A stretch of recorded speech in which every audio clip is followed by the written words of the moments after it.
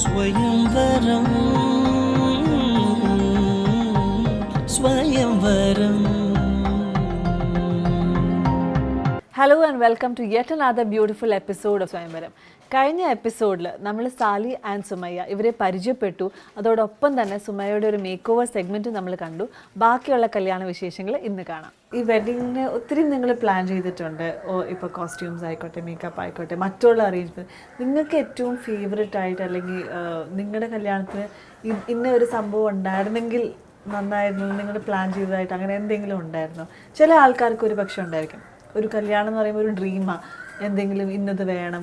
അതേപോലെ ഉണ്ടായിരുന്ന ഒരു ഇതാണ് ഹൽദി വെച്ചിട്ടുണ്ടായിരുന്നു ഞങ്ങൾ. ഓക്കെ. അപ്പോൾ 3 days പ്രോഗ്രാം പോലെ ആയിരുന്നു. അപ്പോൾ ഹൽദിക്ക് സാധാരണ ചെക്കൻ്റെ വീട്ടുകാർ അങ്ങോട്ട് പോകുന്നില്ല. അപ്പോൾ നമ്മൾ നിക്കാഹ് കഴിഞ്ഞ ഒരൊറ്റ ഇതുകൊണ്ട് നിക്കാഹ് കഴിഞ്ഞാൽ നമ്മൾ ഓൾറെഡി വൈഫായി.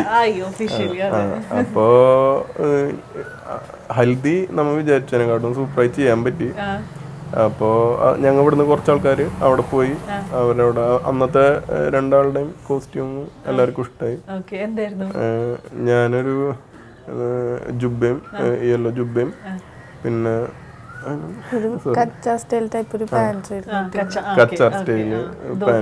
ധോത്തി ടൈപ്പ് പാൻറ്റും. റെഡിമെയ്ഡ് വാങ്ങിയത് അല്ല, ഞാൻ സ്റ്റിച്ച് ചെയ്യിപ്പിച്ച. പിന്നെ അതുപോലെ ആളുടെയും നല്ല രസമുണ്ടായി.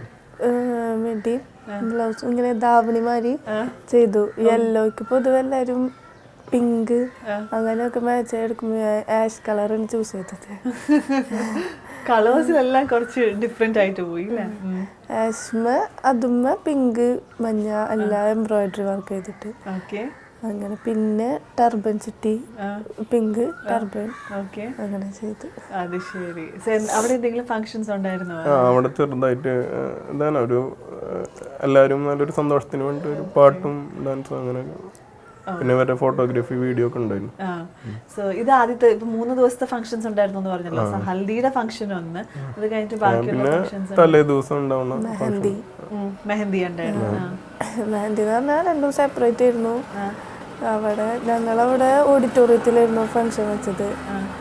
അവിടെ ഇതുമാതിരി തന്നെ ഡാൻസ് എന്റർടൈൻമെന്റ് പ്രോഗ്രാംസ് ഉണ്ടായി. പിന്നെ മെഹന്തി ഇടണതും ചടങ്ങ് അത്ര. അന്നാണോ ശരിക്കും ഫുൾ ഇട്ടത്? അത് നേരത്തെ ഇട്ടിട്ടുണ്ടായിരുന്നോ? ഇല്ല, അന്നാണ് ഇട്ടു. അപ്പൊ കുറച്ച് സമയം എടുത്തു അത് മെഹന്തി. ഇവിടെ ഓഡിറ്റോറിയത്തിലായിരുന്നു.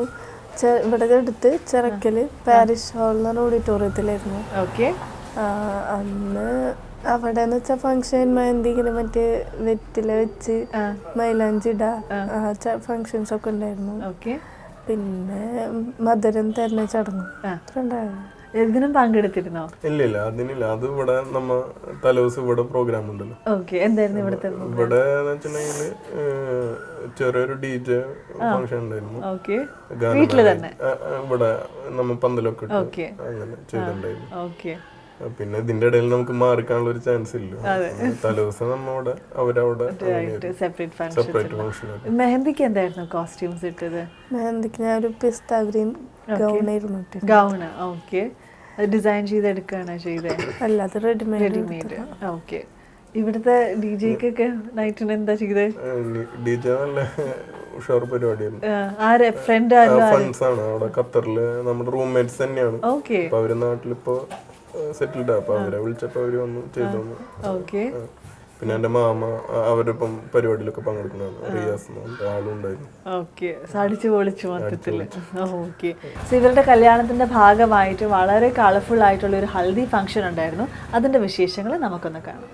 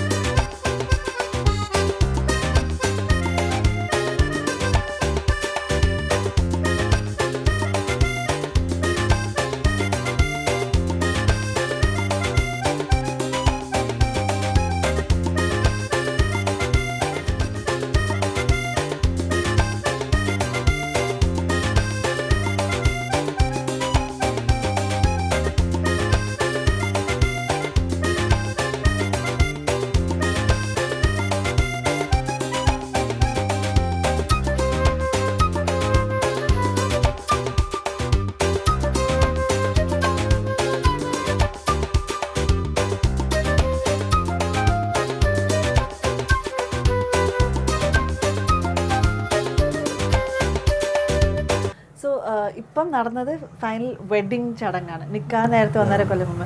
അപ്പൊ എന്തായിരുന്നു ഇപ്പം നിക്കാഹ് നടന്ന സ്ഥിതിക്ക് അതാണല്ലോ ഒരു മുസ്ലിം കല്യാണത്തിൽ മെയിൻ അതാണ്. ഇപ്പം വെഡിങ് എന്ന് പറഞ്ഞ എന്തൊക്കെയായിരുന്നു ഫംഗ്ഷൻസ്? മഹർ കൊടുത്തണെങ്കിൽ അത് താലിയായിട്ട് കൊടുത്തിട്ടുണ്ടായിരുന്നില്ല. അപ്പൊ താലി വെഡിങ്ങിന് കെട്ടാന്നുള്ള ഒരു പ്ലാനിലായിരുന്നു. അപ്പൊ താലി കെട്ടിലായിരുന്നു മെയിനായിട്ട്. പിന്നെന്ന് വെച്ചിട്ടുണ്ടെങ്കിൽ അതുപോലെ അപ്പോ വേറെ ഫംഗ്ഷൻ ഒന്നും ഇല്ലാതെ തന്നെ നമ്മ എന്ത് ചെയ്തെന്ന് വെച്ചിട്ടുണ്ടെങ്കിൽ ഈ വീഡിയോ സ്റ്റേജിൽ ലൈവായിട്ട് കാണിച്ചിരുന്നു. അപ്പോ ആൾക്കാർ ബോറടിക്കാണ്ട് ഇരുന്ന് വീഡിയോ കാണാനും പിന്നെ അത്യാവശ്യം വേറെ പ്രോഗ്രാംസും അറേഞ്ച് ചെയ്തിട്ടുണ്ട്. എന്തൊക്കെ ലൈക് ഡാൻസ്, പുറത്തുനിന്നുള്ള ടീമിനെയാണോ? പുറത്തുനിന്നുള്ള ടീമിനെ. സോ ഇപ്പൊ കല്യാണത്തിന് ഇപ്പൊ ഇവന്റ് മാനേജ്മെന്റ് ആയിരുന്നു ഇതൊക്കെ എല്ലാം ഏറ്റെടുത്തത്. പക്ഷെ അതിനേക്കാളും അപ്പുറം നിങ്ങൾ ഒരുങ്ങിയിട്ടുണ്ടായിരുന്നല്ലോ.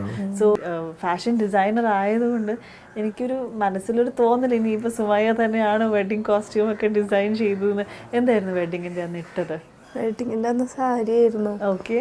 അത് പിന്നെ സാരി അവളതാണ് ഭംഗി എന്നെല്ലാരും പറഞ്ഞു. അങ്ങനെ സാരി എടുത്തു.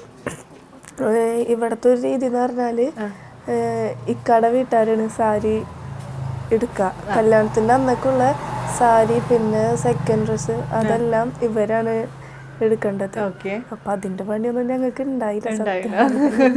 സാരിയൊക്കെ സെലക്ട് ചെയ്യാൻ പോയിരുന്നോ? അത് അവരുടെ ഇഷ്ടത്തിന്? ഇല്ല, സാരി സെറ്റ് ചെയ്യാൻ എന്നെ കൊണ്ടുപോയിട്ടുണ്ടായിരുന്നു. ആളെ കൊണ്ടുപോയിട്ടാണ് എടുത്തത്. എന്തെങ്കിലും ഇങ്ങനെ ചില ആൾക്കാർക്ക് കളർ പ്രിഫറൻസും അങ്ങനെയൊക്കെ ഉണ്ടായിരിക്കുമല്ലോ. വെറൈറ്റി ആവണമെന്ന് നല്ല ആഗ്രഹം ഉണ്ടായി. അങ്ങനെയാണ് ഓറഞ്ച് കളർ സെലക്ട് ചെയ്തത്. അപ്പൊ ഓറഞ്ച് ആ കളർ എന്ന് പറയുമ്പോ എല്ലാരും ഓറഞ്ചാ, അങ്ങനെ ആ കളർ പൊതുവെ വെഡിങ്ങിന് ചൂസ് ചെയ്യാത്ത കളറാണ്. പിന്നെ കുറെ പേരൊക്കെ ഫോട്ടോസ് കണ്ടപ്പോ ഓറഞ്ച് തന്നെയായിരുന്നു ആ കളറ്. അത് ഇനി ഫോട്ടോയുടെ ആണോ അങ്ങനെ തോന്നുന്നു. എല്ലാം ഓറഞ്ച് തന്നെയായിരുന്നു. അതേപോലെ ഞാൻ കോട്ട് ചൂസ് ചെയ്തതും അതിന് മാച്ച് ആയിട്ട് വേണം. ഓറഞ്ച് ആകുമ്പോ എന്ത് മാച്ച് ആവുന്നുള്ളൊരു കൺഫ്യൂഷൻ ഉണ്ടായിരുന്നു.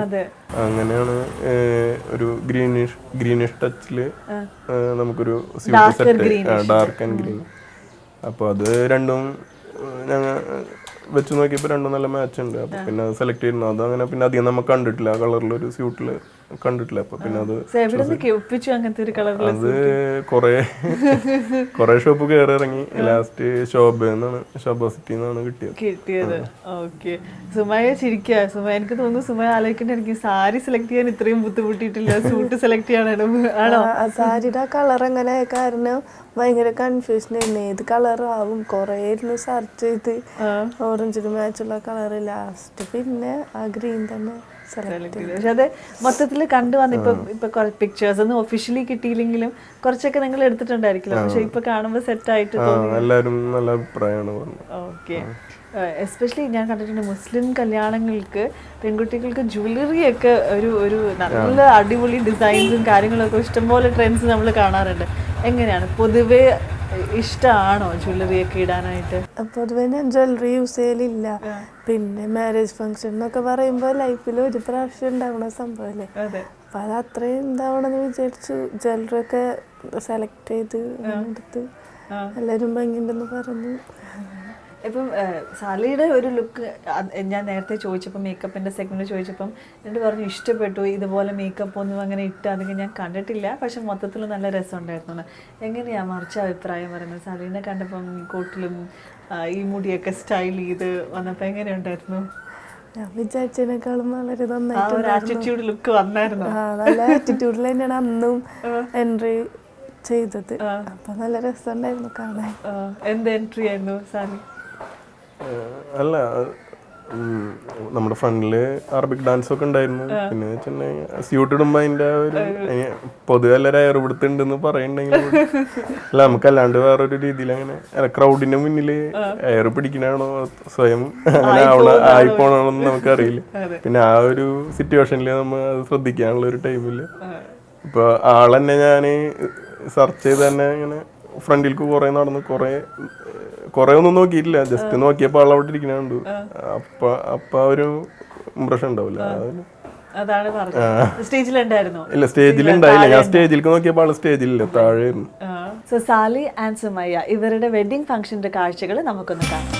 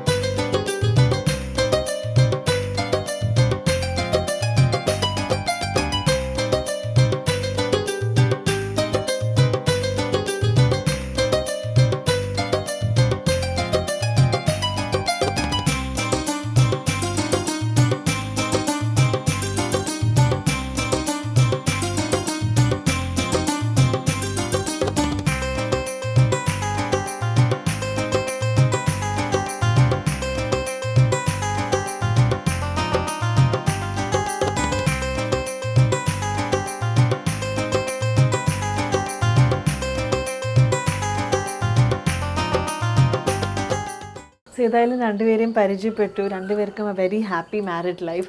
സോ നമ്മൾ ഫൈനലി വൈൻഡ് അപ്പ് ചെയ്യുന്നതിന് മുമ്പ് നിങ്ങൾ തമ്മിൽ ഇപ്പോൾ നിങ്ങളുടെ ലൈഫ് തുടങ്ങിയിട്ടേ ഉള്ളൂ. ശരിക്കും പറഞ്ഞാൽ നിൽക്കാൻ നേരത്തെ കഴിഞ്ഞെങ്കിലും ഇപ്പോഴാണ് അല്ലേ കുറച്ചുകൂടി ഒരു ഒഫീഷ്യലി ഹസ്ബൻഡ് ആൻഡ് വൈഫ് ആയത്. ലൈഫിലേക്ക് ഒരു പുതിയ ആള് എത്തിയേക്കാണ്. എന്തൊരു മെസ്സേജാണ് സുമയോട് ഈ ഒരു നിമിഷത്തിൽ പറയാനുള്ളത്? ഇപ്പൊ നിങ്ങളുടെ ഫുൾ ലൈഫ് അങ്ങോട്ടേക്ക് കിടക്കുകയാണല്ലോ. സോ എങ്ങനെ വേണം, എന്താണ് ഒരു മെസ്സേജ് കൊടുക്കാനുള്ളത് സുമയോട്? മെസ്സേജസ് എന്ന് പറഞ്ഞാൽ ഞാന് പൊതുവെ നല്ല ഉപദേശമാണെന്നുള്ളൊരു പ്രത്യേകിച്ച് ഒരു മെസ്സേജ് കൊടുക്കേണ്ട കാര്യമില്ല. കാരണം നമ്മ ഓൾറെഡി സെറ്റാണ്. പിന്നെ ദൈവത്തിനോട് പ്രാർത്ഥിക്കാം എന്നുള്ള ഒരു ഇതുള്ളൂ. ഇതുപോലെയൊക്കെ തന്നെ പോയാൽ മതി. എപ്പോഴും ഉപദേശം കൊടുക്കാറുണ്ട്, പറയാറുണ്ട്. അതുകൊണ്ടാണ് ഞാൻ ചോദിക്കാറുണ്ട്, ഉപദേശിക്കുന്നുണ്ട്, ബോറടിക്കണ്ടെന്ന് ചോദിക്കുന്നുണ്ട്. ഇല്ല, കുഴപ്പമില്ല എന്ന് പറയും. എന്താണ് പറയാനുള്ളത് മറിച്ച് സാലിനോട് ഒരു മെസ്സേജ് എന്ന് പറഞ്ഞാൽ? അതുമാതിരി മെസ്സേജുകളൊന്നും ഞങ്ങൾ എപ്പോഴും എന്തെങ്കിലും ഉണ്ടെങ്കിൽ രണ്ടുപേരും കൂടി ഡിസ്കസ് ചെയ്യും. അപ്പം അങ്ങനെ വേണ്ട, ഇങ്ങനെ മതി എന്നുള്ളത്. ഞാൻ പ്രത്യേകിച്ച് ഉപദേശം എന്ന് പറഞ്ഞൊന്നും പറയാനില്ല. ഓക്കെ. ഏതായാലും ഇതുപോലെ തന്നെ എന്താ പറയുക, നമുക്ക് ഒരു കപ്പിളിൻ്റെ അടുത്ത് സംസാരിക്കുമ്പോൾ അവരുടെ ഒരു ലെവൽ ഓഫ് അണ്ടർസ്റ്റാൻഡിങ്, ഒരു കമ്പാറ്റബിലിറ്റി നമുക്ക് മനസ്സിലാവും, ആ ഒരു വൈബ്സ് നമുക്ക് കിട്ടും. സോ നിങ്ങളിലും അതുപോലെ വളരെ പോസിറ്റീവായിട്ടുള്ള ഒരു ഫീലിംഗ് ആണ് സംസാരിച്ചിട്ട് കിട്ടിയത്. So always stay happy and once again wish you both a very happy marriage life. Thank you. So Sali and Sumayya ഇവരുടെ ഒരു ബ്യൂട്ടിഫുൾ വെഡ്ഡിങ് സ്റ്റോറിയാണ് നമ്മൾ കണ്ടത്. ഇവർ തമ്മിൽ ഒരുപാട് ചേർച്ചകളുണ്ട്. സ്റ്റാർട്ടിങ് ഫ്രം അവരുടെ പേര് സാലി ആൻഡ് സുമയ്യ എന്ന് പറയുമ്പോൾ തന്നെ നല്ലൊരു പ്ലെസൻ്റ് ആയിട്ടുള്ളൊരു കോമ്പിനേഷനാണ്. ഇവരുടെ ജോലി രണ്ടുപേരും ക്രിയേറ്റീവ് ആയിട്ടുള്ള ഒരു ഏരിയയിലാണ്. ഒരാൾ ഇൻറ്റീരിയർ ഡിസൈനറാണ്, ഒരാൾ ഫാഷൻ ഡിസൈനിന് പഠിക്കുകയാണ്. സോ പിന്നെ ഇവർ സംസാരിക്കുമ്പോഴാണെങ്കിലും നമുക്ക് അവരുടെ ഒരു മാച്ച്, ഒരു കമ്പാറ്റബിലിറ്റി, വേവ് ലെങ്ത് ഇതെല്ലാം നമുക്ക് മനസ്സിലാക്കാൻ സാധിക്കും. സോ ഞങ്ങളുടെ വക എല്ലാ ആശംസകളും ദാറ്റ് ത്രൂ ഔട്ട് ലൈഫ് ഇവർ ഇതേ ഒരു ഹാപ്പി ആയിട്ട് സന്തോഷമായിട്ട് മുമ്പോട്ട് പോട്ടെ എന്ന് ഞങ്ങൾ നേരുന്നു. മറ്റൊരു കപ്പിളുടെ വിശേഷങ്ങളുമായിട്ട് അടുത്ത എപ്പിസോഡിൽ നമുക്ക് വീണ്ടും കാണാം. Till we meet again, this is Rosin Jolly signing off. Bye.